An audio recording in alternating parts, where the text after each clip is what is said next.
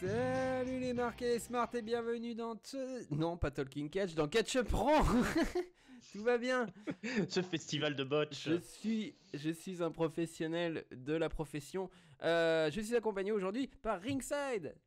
Salut. Et ouais, on va parler du Raw du 18 décembre. Et si on a l'air un petit peu fatigué de tout ça, c'est parce que en fait on vient de faire un live où mon micro ne fonctionnait pas pendant 20 minutes. Donc voilà, on va tout refaire, mais la première partie du show va aller très vite. Donc voilà. Alors, je vais vous raconter le début. Donc au début, qu'est-ce qui se passe? Eh ben il y a Kurt Angle, il arrive, il parle de la situation Kane, Strowman, Lesnar. Il dit qu'il sait pas qui va être contre Lesnar, il décidera d'ici la fin de la soirée. Là à ce moment-là, il y a Braun qui arrive. Braun, très énervé, il dit qu'il mérite la place car il était encore debout à la fin du dernier Raw, contrairement à Kane. Kane, il arrive à ce moment-là, il dit qu'il mérite parce qu'il est le roi de la destruction depuis plus de 20 ans. Plus de 20 ans, monsieur. Et voilà, plus de 20 ans, l'artisanat de la destruction. Et voilà, il a jamais été battu par Lesnar, lui. À ce moment-là, il y a Paul Heyman qui arrive des coulisses. Il dit que cette discussion n'aura pas lieu sans le champion et Lesnar débarque. Par contre, juste ringside, je pense que l'écho, il vient fais gaffe si t'as pas une enceinte d'allumer parce que je n'arrive pas à le fermer. Heyman, donc du coup, oui, donc du coup, il arrive, voilà, il dit... La discussion n'aura pas lieu sans le champion. Lesnar, il arrive. Kurt Angle, à ce moment-là, il annonce ça sera un triple threat à Royal Rumble entre vous trois. Moi, je me casse. It's true, it's them true. Lesnar balance Strowman par-dessus la troisième corde et fait un F5 à Kane. Ringside trouve que le F5 est tout pourri. Il s'est plutôt ennuyé dans cette séquence. Moi, j'ai trouvé ça correct, mais la fun ne m'intéresse pas. Passons au segment suivant. Kurt Angle était très drôle. Et Kurt Angle était très drôle. Attends, j'ai regardé sur le chat. On a toujours Sam Ton Désir. Eh ben, merci Sam, parce que c'est un peu grâce à lui qu'on sait que le micro marchait pas. Un grand merci de m'avoir supporté à parler tout seul. De la production. Donc, juste après, on a eu Seth Rollins qui arrive. Maintenant, dans son générique, il y a Burn It Down. Une nouvelle fois, hein, il l'avait enlevé. Maintenant, ils l'ont remis. Il attend Samoa Joe. Mais c'est Jason Jordan qui arrive. Jason Jordan qui dit je suis prêt pour affronter Samoa Joe parce que voilà, je sais plus exactement d'ailleurs qu'est-ce qu'il lui a fait de Samoa Joe la semaine dernière. Mais parce que. Vaut mieux pas savoir.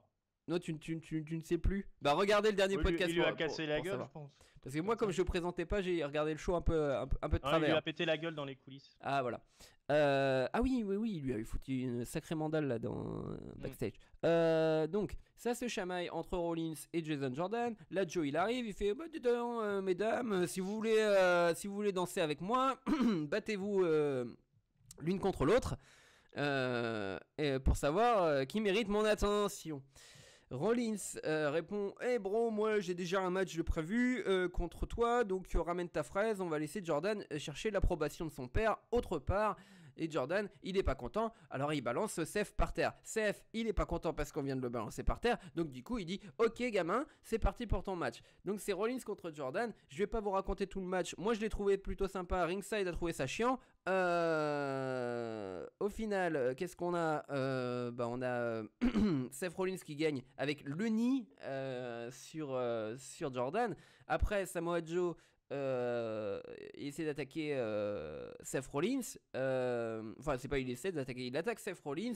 Les arbitres sont des enculés et retiennent Seth Rollins pendant que Samoa Joe lui fout des mandales. Et puis juste après ça, Samoa Joe, il se fait il y a d'autres arbitres qui viennent le prendre. Et sur le chemin du retour, Samoa Joe, il faut une bonne mandale à Jason Jordan. Donc voilà. Alors on a bien rattrapé là, on est bon. Désolé hein, ça sera exceptionnel cette fois-ci. Voilà, vous aurez 2 segments qui seront en mode speed. Et qu'est-ce qu'on a eu d'autre? Oui, du coup après on a eu un débat. Moi je suis plutôt intéressé par ce qu'ils font avec Jason Jordan. Ringside, lui, il trouve que c'est mi-figue mi raisin et c'est toujours un peu la catastrophe. Voilà.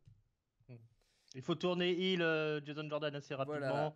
C'est Rollins est assez lamentable en catcheur babyface, mais Samoa Joe il est super cool. Voilà, on synthétise. Samoa Joe il est super cool. C'est mon préféré.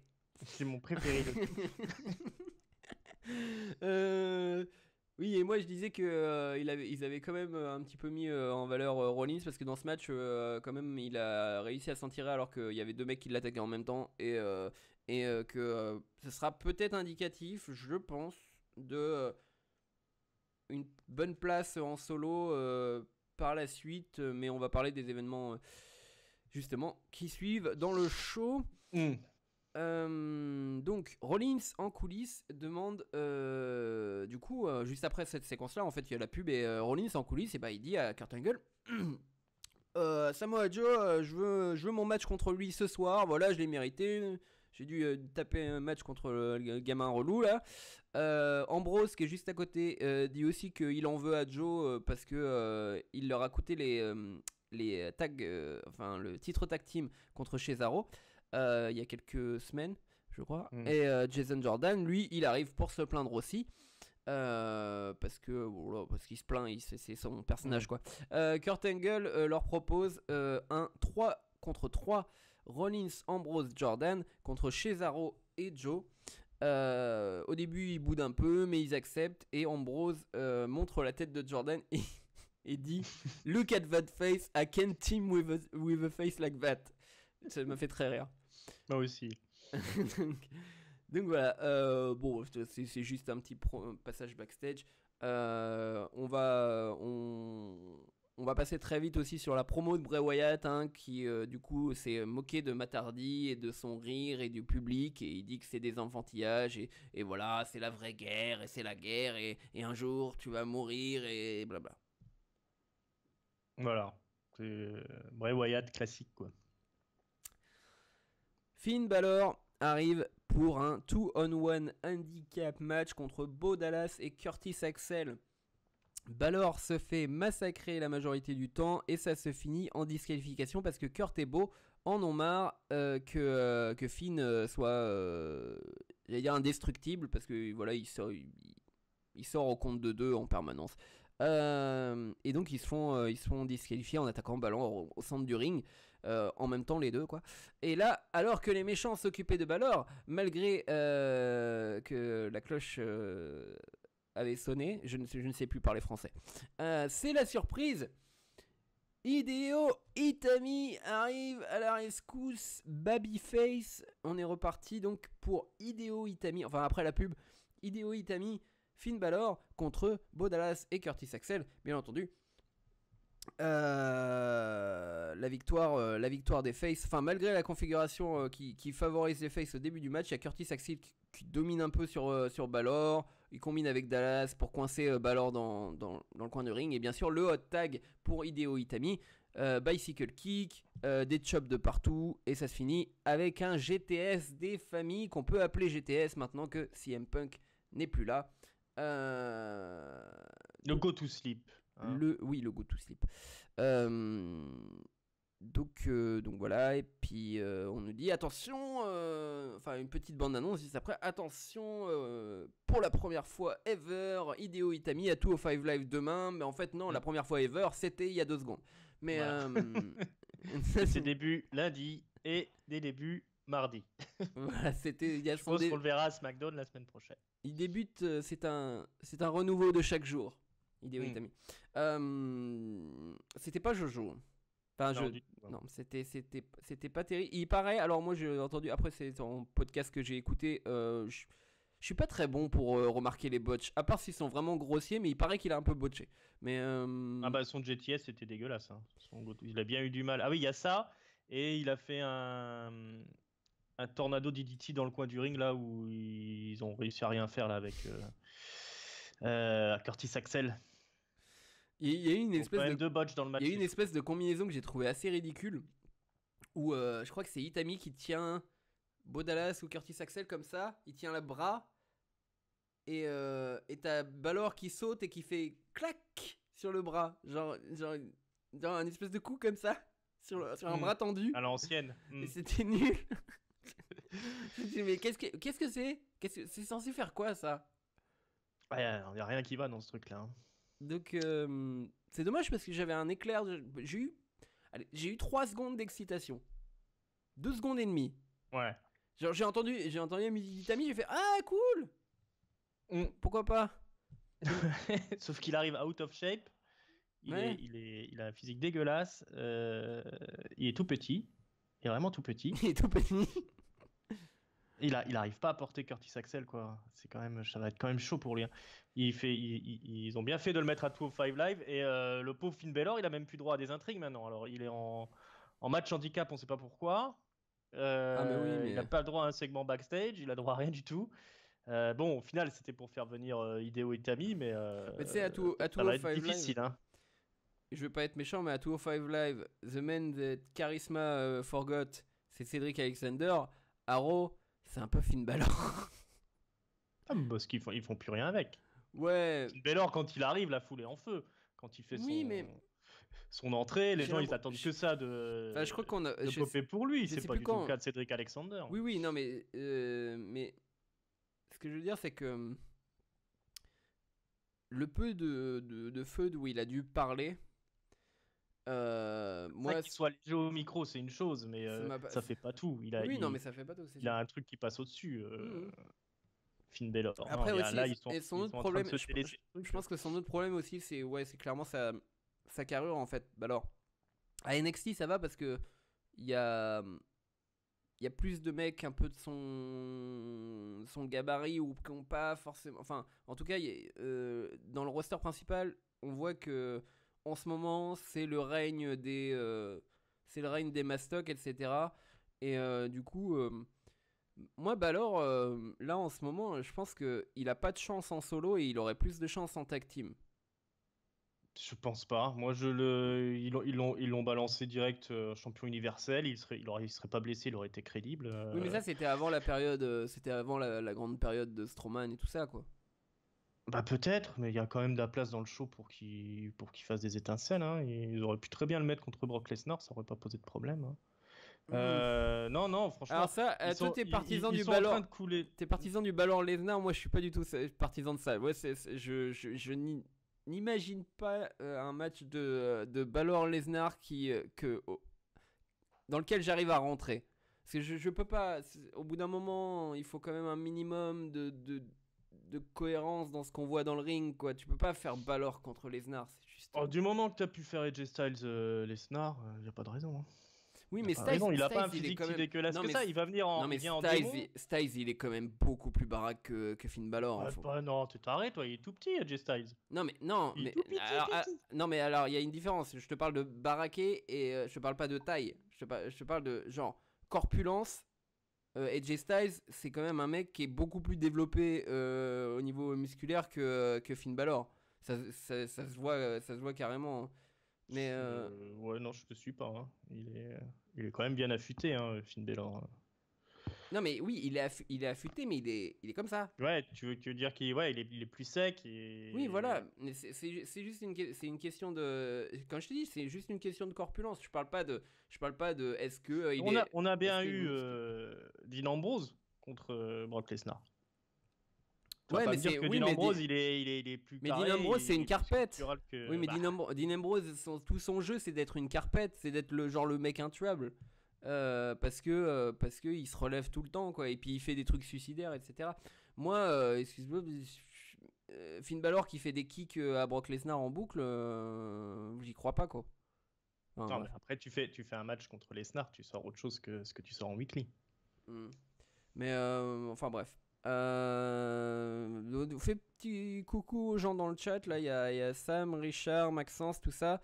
Merci d'être passé. Et puis, vous inquiétez pas, vous n'êtes pas en retard parce que justement, on a enregistré 20 minutes qu'on a foutu à la poubelle parce que mon micro marchait pas. Voilà. Donc, voilà. On va continuer après ce grand débat. C'est Cédric Alexander qui est en interview avec René Young. Qui lui demande est-ce que vous sous-estimez pas Drew Gulak ce soir, parce que bien sûr on va avoir Cédric Alexander contre Drew Gulak pour une chance au titre de Enzo Amore, le titre cruiser la semaine. Attends, est-ce que c'est au pay-per-view ou c'est la semaine prochaine? Alors tu m'en demandes trop. Je ne sais plus. En tout cas, il a une chance au titre. Je crois que c'est avant le pay-per-view. Ouais, je pense qu'ils vont pas. On va pas attendre le Rumble pour avoir ça quand même. Donc voilà, voilà. Bon, j'ai même pas noté ce qu'il disait parce que c'était vraiment pas intéressant. C'est genre je vais gagner. C'est l'école des champions quoi. Enzo et Gulak, donc du coup ils sont au centre du ring. Hein, ils arrivent. Ça parle de Star Wars. Il y a Enzo qui se considère comme le dernier Jedi. Il y a Drew qui se considère comme un Jar Jar Binks. Et juste au moment où il va balancer sa PowerPoint presentation, hein, comme d'habitude, Alexander arrive. Et donc il y a un match, mais j'ai noté Enzo blablate tellement qu'on n'arrive pas vraiment à suivre quoi que ce soit. C'est Alexander qui gagne malgré une belle résistance de Gulak à base de soumission, un très joli DDT aussi, je crois à un moment. Donc voilà, mais franchement, si vous avez réussi à regarder, alors ça dépend si vous regardez sur AB1 avec les commentaires français, etc. Mais si vous regardez avec les commentaires originaux, et si vous entendez vraiment Enzo Amore, c'est genre c'était impossible de suivre le match. Le mec, il a pas lâché le micro de tout le temps. Hein. Ouais. Et surtout les commentateurs essayaient pas seulement façon kayfabe, genre réellement de l'arrêter à un moment pour pouvoir dire 2 trucs sur le match. Impossible. Donc voilà. Bon, le match était c'était correct. Pas un mauvais match. Hein. Oui, non, c'était correct. Et puis ça montrait que bon, moi je vois pas souvent, comme je regarde pas tout au Five Live, je vois pas forcément Gulak souvent dans le ring. Pas mal. Hein. Ouais, pas mal. Ouais. Solide Gulak. Hein. C'est pas n'importe qui. Donc voilà, on aura Cedric Alexander contre Enzo Amore pour le titre à un moment, parce que j'ai pas noté quand. Mais ça sera soit la semaine prochaine ou soit au Rumble. J'imagine que ça va être la semaine prochaine à 205 Live. Donc voilà. En coulisses, on a Enzo qui croise Nia Jax. Hein, Nia Jax qui avait commencé à faire un peu de l'œil à Enzo ces dernières semaines. Elle sourit. Elle fait un peu peur hein, quand elle est heureuse, Nia Jax. Elle a un sourire qui... Ça lui réussit pas trop. Ça ne marche pas. Donc ça drague sec. Mais à ce moment-là, il y a Gulak qui arrive. Le nez saignant et suant comme un porcelet. Il dit à Enzo qu'il voulait être le premier à lui annoncer sa défaite. J'ai presque envie de la refaire cette séquence tellement elle est géniale. Enzo, je voulais être le premier à te dire j'ai perdu. Faut qu'on voit les vidéos. Il fait faut vraiment qu'on parle là, qu'on parle stratégie, on va regarder les vidéos ensemble. Je suis vraiment désolé hein, mais là et donc du coup voilà, il y en a la Jax juste à côté qui a pas envie de rester là hein, donc du coup elle se casse et là donc du coup je sais plus, Gulak à un moment il dit faut vraiment que je vois là où j'ai merdé et là il y a Enzo qui dit t'as énormément merdé aujourd'hui. Voilà, très très jolie séquence.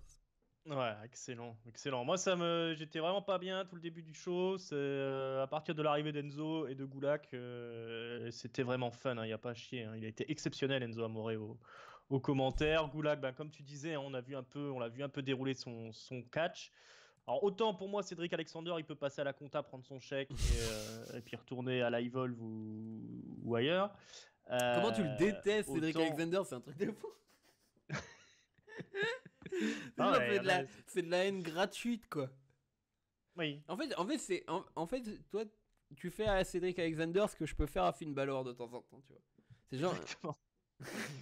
Je vous rappelle que c'est lui qui a éliminé Tristan Archer du Cruiserweight Classic, donc il n'y a pas de raison que je sois sympa avec lui. Hein. Je vois même pas qui c'est Tristan Archer. Ouais. Bah oui, va te renseigner. Hein, mais moi j'ai pas toute ma semaine pour regarder du catch. Donc je regarde déjà pas SmackDown. En tout cas du grand Enzo, je me souviens pourquoi je l'ai défendu pendant aussi longtemps. C'était exceptionnel ce qu'il a fait au micro, à manger la parole à tout le monde, surtout qu'il racontait que des trucs hilarants. et puis Drew Gulak, voilà, il est aussi exceptionnel dans ce personnage de Mongolo là, Gabi Gougou là, qui est toujours de la plaque. Gabi Gulak. Mais et ils arrivent à rendre intéressant un truc avec une historiette d'amour avec Nia Jax quand même. C'était vraiment fun. Non mais le truc que j'ai trouvé aussi super drôle, le passage, c'était où il parlait de sa maison, comme quoi je sais plus, il laissait sa maison genre il laissait sa maison vide pendant Oui. 3-4 semaines. Et je sais plus, Il y a toujours une température de 23 Ouais, degrés. il fait, ouais, là tu vois, je laisse ma maison pendant 3 semaines et quand je la retrouverai, elle sera pile à cette température-là et tout ça. Et je sais plus le chorégraphe qui lui sort, mais là, vous laissez votre maison pendant 3 semaines, vous avez pas peur que quelqu'un vole des trucs et tout ça. Enfin bref, c'est parti tellement en vrille. Et il y avait Booker T qui jouait le défenseur de Enzo Amore. En fait, je dirais que presque la partie commentaire est plus importante à écouter que regarder ce match en fait. La partie, Ouais, carrément. partie commentaire était juste hallucinante. Après au début j'ai eu du mal. Au début je me suis dit oh mon dieu ça va être pénible, mais une fois qu'on commence à suivre. Enfin bref. Mais ça arrête plus, c'est impressionnant quand même. Et le match était bon, hein, non. Ouais voilà, non mais le match était bon, mais c'est vrai que j'ai du mal à suivre le match avec le bordel qui se passait. Donc, on a ce match que je vous ai annoncé. Jordan et la moitié, ou les 2 tiers du Shield, contre Cesaro et Joe. Ça commence avec Seth Rollins contre Sheamus, sauf que Jordan le tag Seth Rollins direct, vu qu'il veut faire son malin.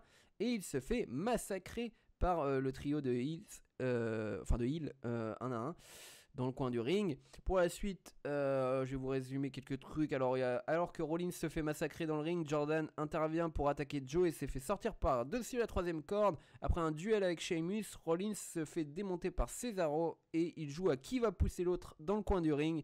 Il y a une séquence un peu étrange comme ça, où ils sont comme ça en mode un peu mêlé de rugby. Et ça se finit dehors en bataille générale. Et c'est Dean Ambrose qui vient nettoyer les heels pour permettre à Rollins de remonter dans le ring à ce moment-là. Donc Ambrose est à 2 doigts de taguer l'architecte quand Cesaro lui balance une big boot très violente dans la face. Le sortant dehors, Rollins évite Joe et Sheamus qui viennent à ce moment-là attaquer. Tout le monde se retrouve devant le ring. Et là, Seth Rollins, il nous refait une bonne vieille suicide dive, puisque il a vraiment envie de mourir sur scène. Seth Rollins, parce qu'il fait des suicide dive genre toutes les 20 minutes, ce gars. Donc à ce moment-là, on voit que Ambrose s'est blessé à l'épaule. Réellement, donc du coup, alors je dis dans ce segment, mais on apprendra plus tard qu'en fait il était déjà un peu blessé, mais bref. Au centre du ring, du coup à ce moment-là, où c'est le chaos un peu partout, il y a Sheamus qui délivre un Brogue Kick à Rollins. Cesaro en profite pour faire le tomber. 1, 2, 3, victoire des heels. Plus tard, on a Samoa Joe et Cesaro qui vont attaquer Rollins dans les coulisses, puis Ambrose en lui balançant une caisse de matériel sur le bras. Et Joe dit à Rollins, tu ne seras jamais en sécurité, jamais. S'ils sont pas heal ceux-là, hein. Ça c'est du heal pur. Il y avait une double, je dirais même triple dose de heal pour Samoa Joe ce soir. Hein. Ah ouais. Bien montré qui c'était le patron. Qu'est-ce que t'as pensé du match? Le match était super bon. Encore une fois, du grand Cesaro. Hein. Dans ces œuvres-là, il faudra récompenser un jour Cesaro pour tout le boulot qu'il a fait cette année. Il a remonté à lui tout seul la division tag team. Ça fonctionne bien là, leur système de triple threat comme ça en weekly. Surtout quand tu as autant de talent dans le ring. Non, j'ai vraiment trouvé ça que c'était un très très bon match pour le coup. Beaucoup plus percutant que ce qu'on a eu au début. Sur le cas Ambrose, je pense qu'il doit avoir un problème au coude, qu'il va se faire opérer. Hein. Je sais pas, j'ai pas lu de news précisément. J'ai pas été moi j'ai lu sur l'épaule droite en fait qu'il avait un problème à l'épaule droite. Et que du coup il y a. Alors ce qui est bizarre c'est que apparemment c'était connu avant le match, mais c'était pas forcément super. Ça s'est vraiment aggravé ou c'est parce que oui, mais du coup en tout cas non mais tu sais ils auraient pas pu improviser clairement là ce qu'ils ont fait en fait c'est pour qu'on le voit plus la semaine d'après en fait la séquence tout ça, donc du coup ça ils auraient pas pu l'écrire genre en même temps que le show, genre ah merde il s'est blessé, on fait un segment juste après. Je pense que c'est pas le genre de truc tu peux pas improviser pendant une coupure pub quoi. Donc Donc une fausse blessure qui cache une vraie blessure. Voilà. Ok. Je pense que ça va Du être... coup, on va retourner en solo. On n'a pas vu Roman Reigns ce soir. Oui. Le Shield va être dispersé pendant un moment là, du coup. Hein. C'est pour Ce ça qui est que un je peu pense... dommage, hein, c'est le Shield, le retour du Shield, ça n'aura pas été ce qu'on espérait, hein, ça c'est sûr. Je pense que comment?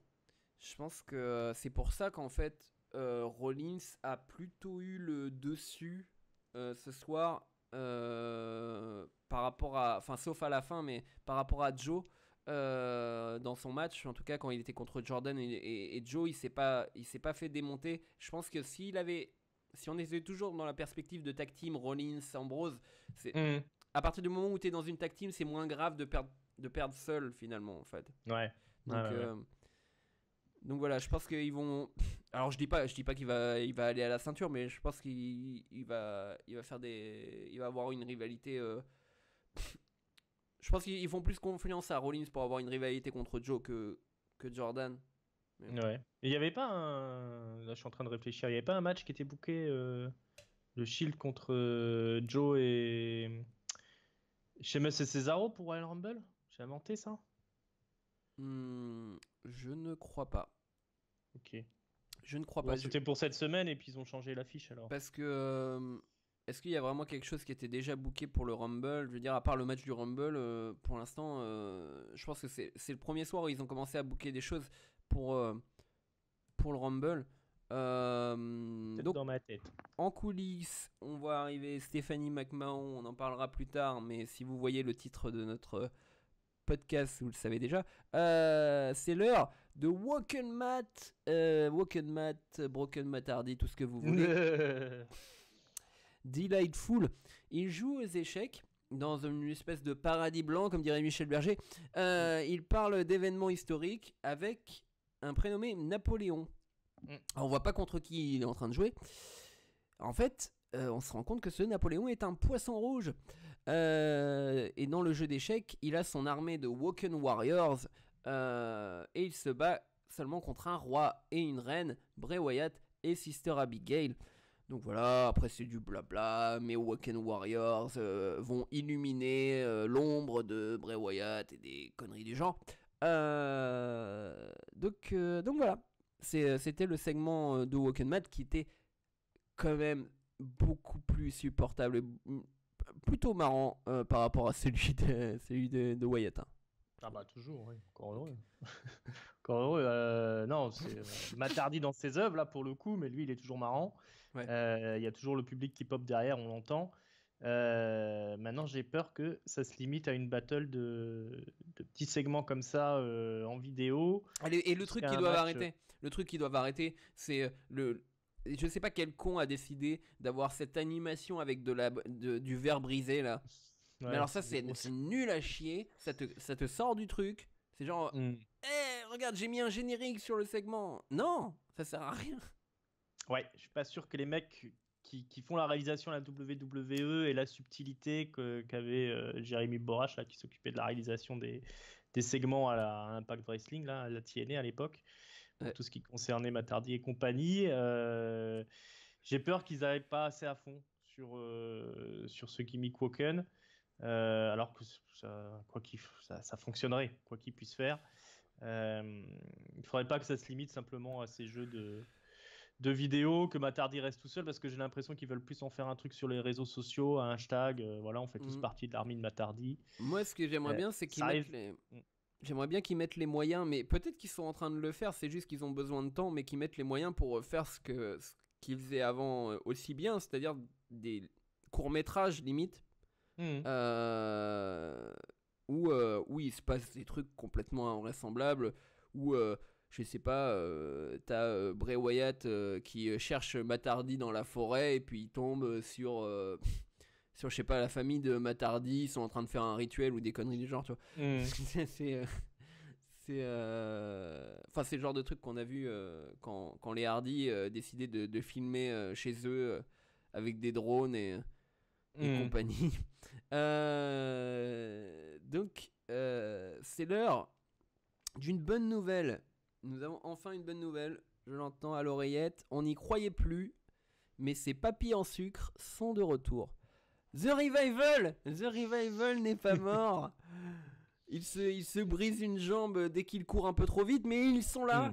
Donc ils sont contre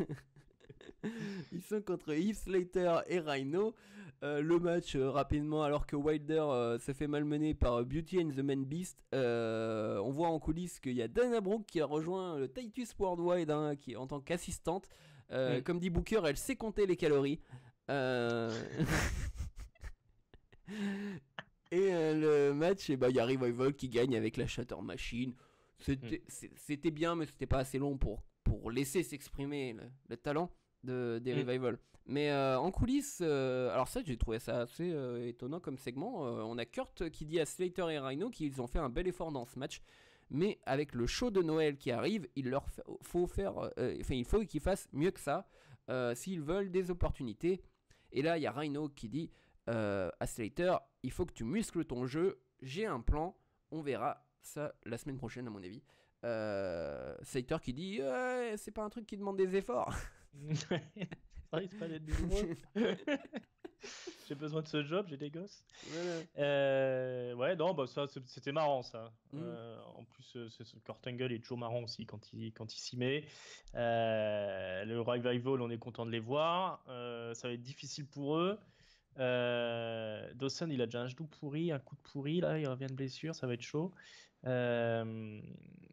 Maintenant, il faut, laissons-leur leur chance, voir ce que ça donnait. Ils ont montré ce qu'ils savaient faire. On sait qu'avec eux, c'est du très très bon catch. Si vous pouvez juste survivre pendant 6 mois, juste 6 mois quoi, parce que là, ça commence à là on arrive dans la zone.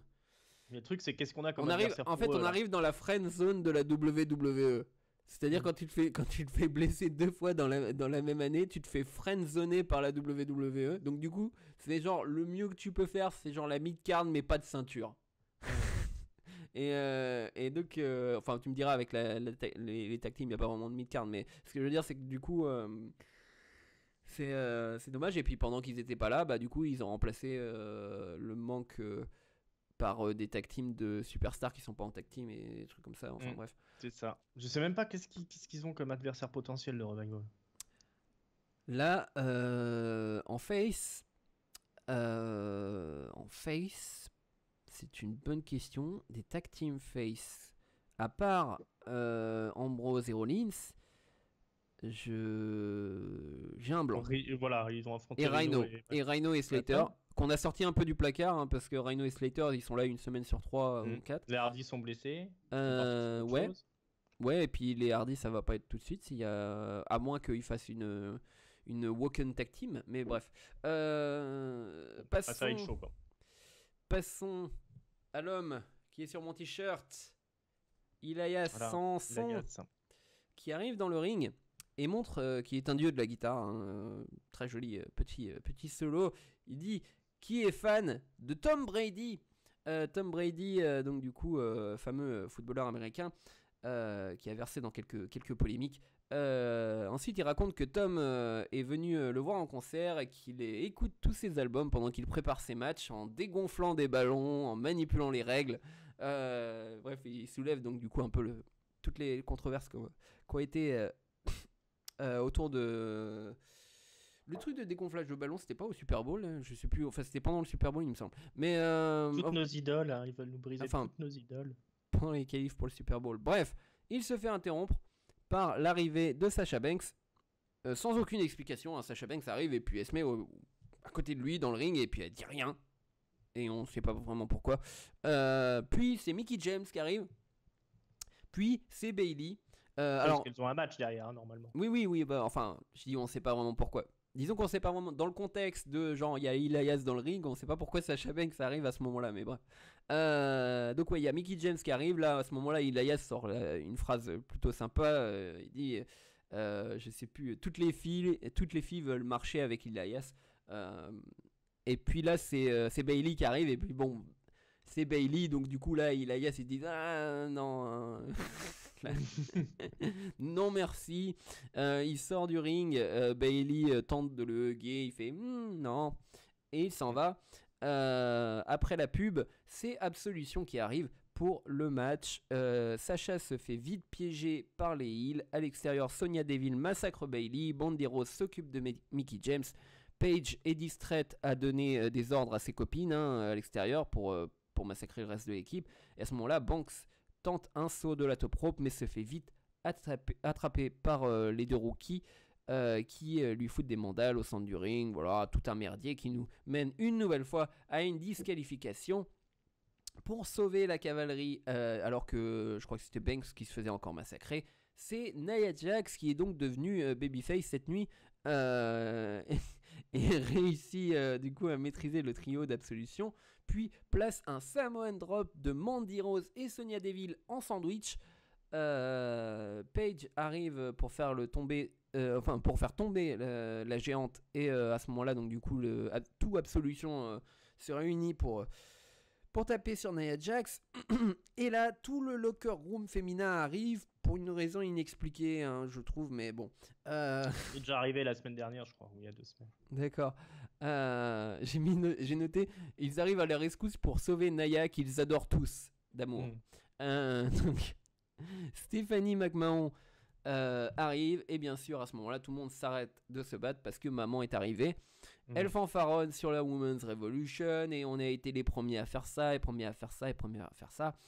La WWE c'est des progressistes et bref elle annonce qu'il y aura un Royal Rumble match féminin au prochain pay-per-view, donc le Royal Rumble for the first time ever. À la fin, Steph est tellement fière d'elle-même qu'elle dit au public c'est le moment de crier yes, yes, yes, allez, bande de moineaux. Ça, c'est moi, je l'ai rajouté, mais c'était quasiment ce que et c'est la fin de ce Raw. En fait, c'est un peu. Je pense que c'était un peu la pire façon. En fait, c'est comme si tu prenais une bonne idée et ensuite essayer de réunir toutes les pires conditions pour annoncer ce truc. Genre tout est. C'est. Enfin, bon, je l'ai entendu aussi dans d'autres. Une nouvelle fois d'autres podcasts, mais c'est.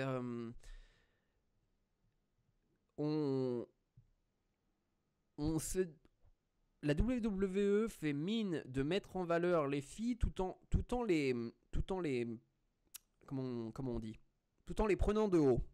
En fait, c'est vraiment ce que je vois dans ce segment. C'est-à-dire que on leur dit, hé les filles, mais vous savez quoi, nous on est vachement sympa avec vous parce que on vous a permis de faire ça, et du coup maintenant on est encore plus ouf parce qu'on vous permet de faire ça. Est-ce que vous êtes contente? Et du coup on sort totalement du kayfabe pour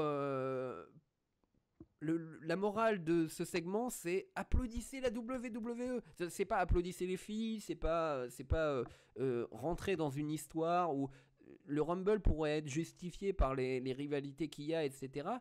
Mais là non, c'est Stephanie McMahon qui arrive au milieu du ring et qui parle pendant 20 minutes et qui est genre moi, la WWE, la Women's Revolution, c'est nous. Tu vois, de temps en temps elle dit et c'est grâce à vous, mais sinon la majorité du temps c'est genre la WWE, et je trouve ça insupportable.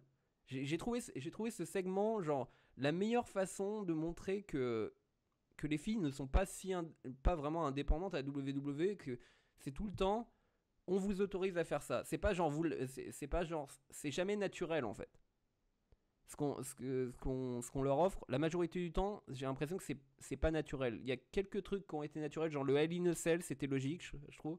Mais sinon, c'est tout le temps un responsable de la WWE qui vient en faire des caisses sur un truc en fait, qui justifie ça, qui justifie pas par l'histoire qui se passe, par la feud, il justifie par le fait, bon on a décidé, maintenant c'est autorisé, voilà. Maintenant on organise ça. J'ai trouvé ça nul. Voilà. Oui, non, moi, je suis pas emballé par le segment de fin, c'est assez mal présenté, mais alors par contre j'adhère pas du tout à cette théorie là de la WWE qui utilise les femmes ou je sais pas quoi. Ils font le Royal Rumble. C'est pas qu'ils utilisent les femmes, c'est que en fait Oui, je vois ce que tu veux dire. C'est pour toi, c'est il présente la WWE qui est mis en avant parce qu'elle est progressiste, et finalement on met pas les filles en avant pour le travail qu'elles accomplissent. Mais Voilà. c'est si tu veux, pour moi c'est juste un plan média qui est un peu mal foutu. Ils mettent ça en avant, le côté historique, pour que ça fasse du buzz, pour qu'on en parle. On sait jamais, ça peut en parler dans les médias mainstream, étant donné que c'est une première. Ils sont obligés de faire un peu de pub comme ça. Alors c'est trop lourd. C'est assez mal foutu, c'est assez mal amené. On voit bien qu'ils ont ramené toutes les filles dans le roster là juste pour avoir le nom pour faire le Royal Rumble.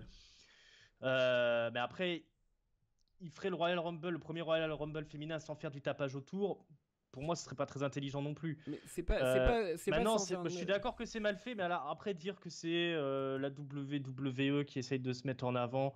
Moi, j'entends même des trucs du style, c'est Stephanie McMahon qui fait ça pour sa carrière politique derrière. Pour moi, ça tient pas la route 30 secondes. C'est juste ils ont un plan média qui est un peu pourri. Je pense pas que c'est une question de carrière politique. Je pense juste que c'est leur façon leur façon de réfléchir et aussi l'ego de Stephanie McMahon, parce que enfin, tu peux pas dire que ce segment est pas juste centré autour de Stephanie McMahon.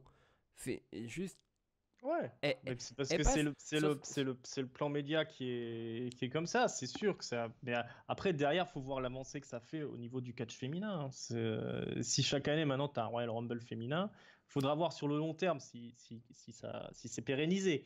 Et puis ce que ça donne réellement. Est-ce que c'est vraiment une bonne idée de faire un Royal Rumble féminin? Ça, c'est une autre question. Mais, euh, mais on peut pas nier les avancées qu'il y a eu derrière. Alors après. La WWE, elle ment sur tout, elle manipule tout le temps.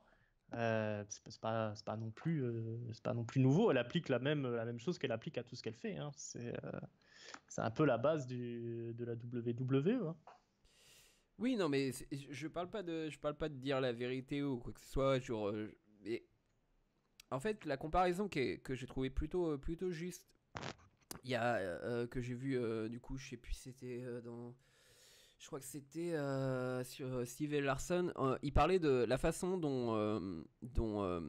mince. À NXT, le GM des NXT.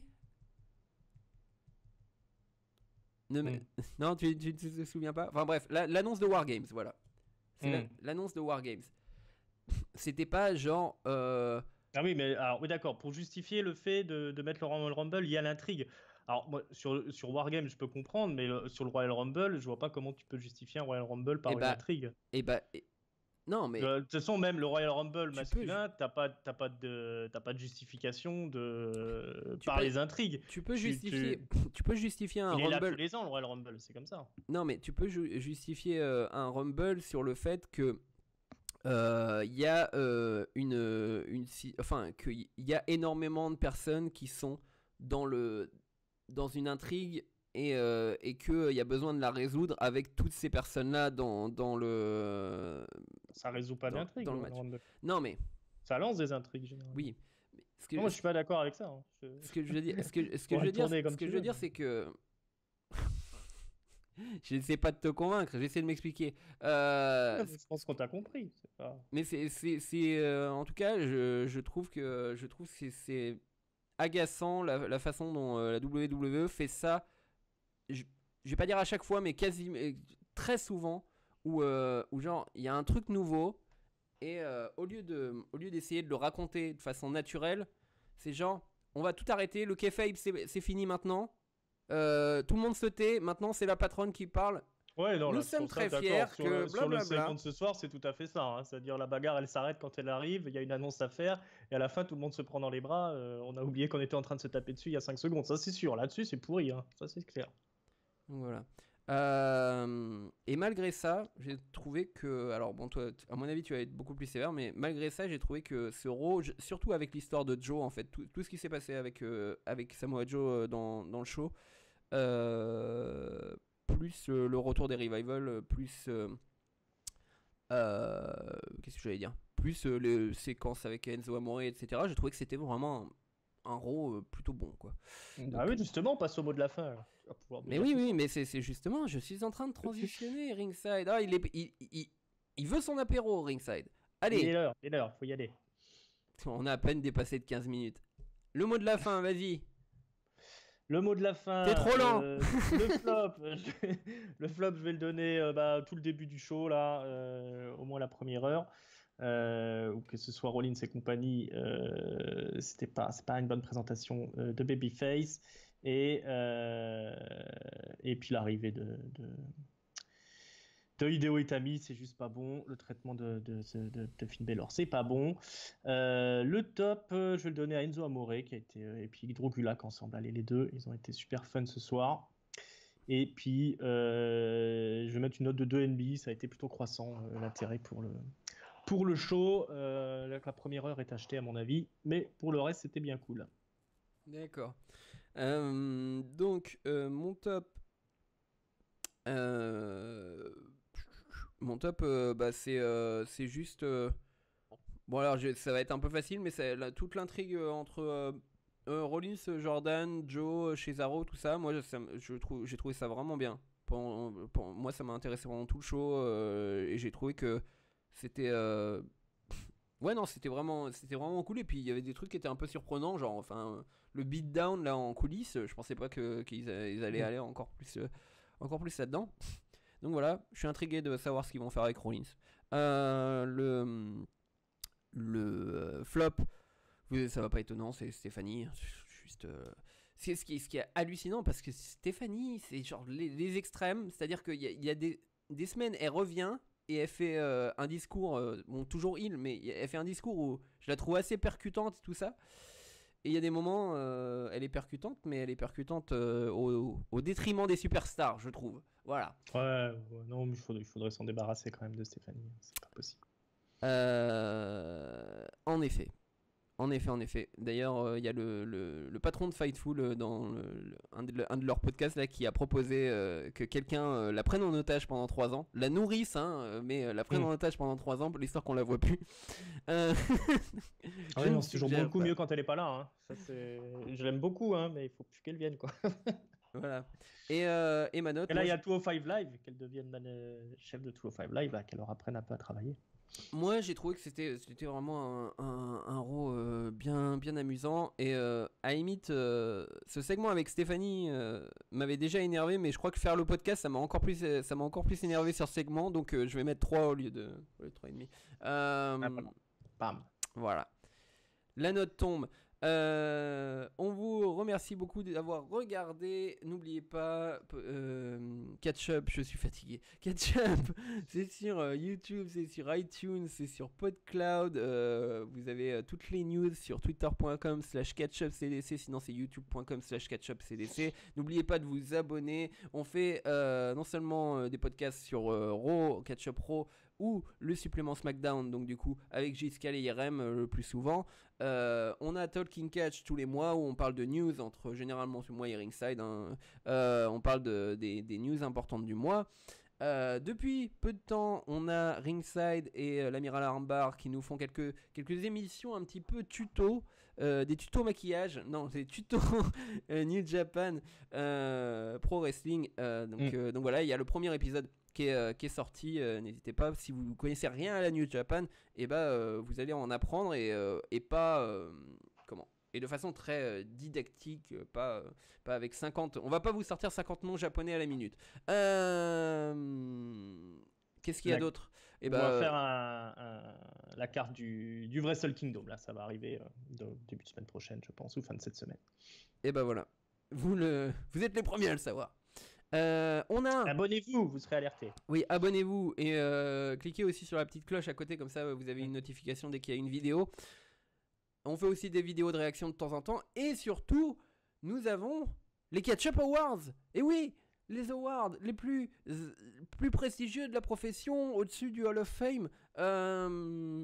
C'est le mardi, notez sur vos calendriers, le mardi 26 décembre, juste après Noël, nous allons décerner 15 trophées virtuels, hein, parce qu'on va pas faire des vrais trophées.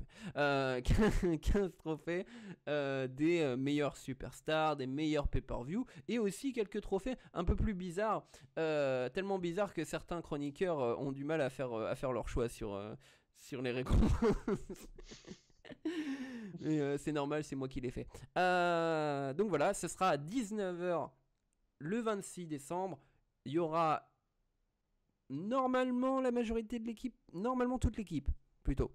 Normalement toute l'équipe, mais donc au minimum les 3/4. Et on sera là en live au minimum, je pense, pendant 1h30, 2h. Pour donner ces awards. C'est tout pour le moment. On vous remercie une nouvelle fois. Je remercie Ringside.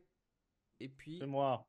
Merci pour tout. On vous dit bonne semaine pleine de catch. N'oubliez pas les Catch Up Awards mardi. Gros bisous. Salut. Ciao, ciao.